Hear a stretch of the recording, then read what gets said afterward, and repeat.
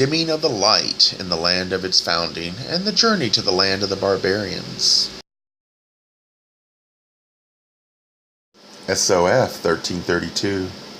Our light was lit in the land of our beginnings. Many books were made and kept in 4 places, and we were in truth children of the written word. There were scribes and readers, officials and guardians. There were servants and those who served in the courtyards. SOF 1333. Strangers came into the land of our beginnings and brought practices which were different but more acceptable. They promised an easier road.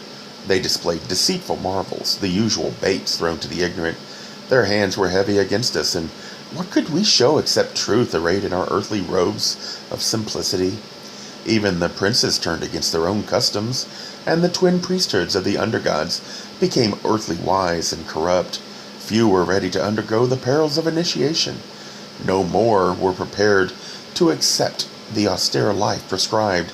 As spiritual barrenness spread, evil practices crept in to fill the places vacated by the sacred mysteries. The candidates accepted into the body of light became fewer and fewer. SOF 1334.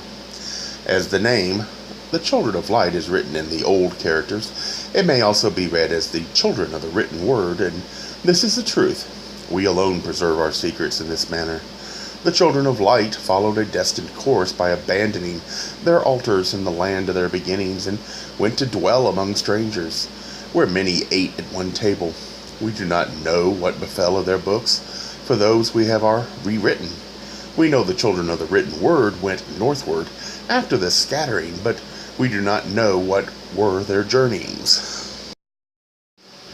I think the point was, there is more danger to knowledge in the land of those that understand and fear the words, because truth is never easy to follow.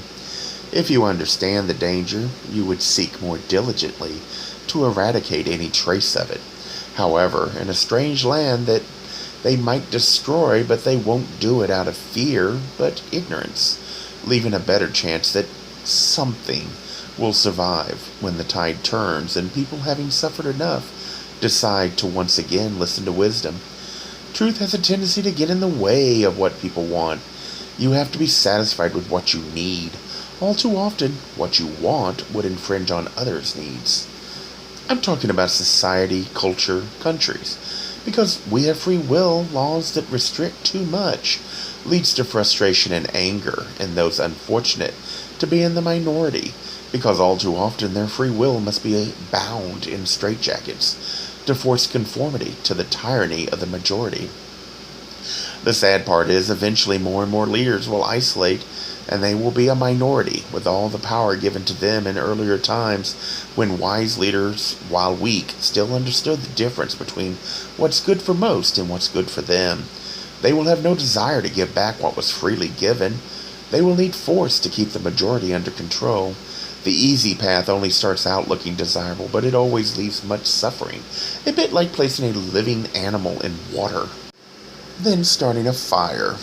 At first, it's comfortable, and only at the end does the animal realize its danger, but by then it's weak and finds it hard to get out.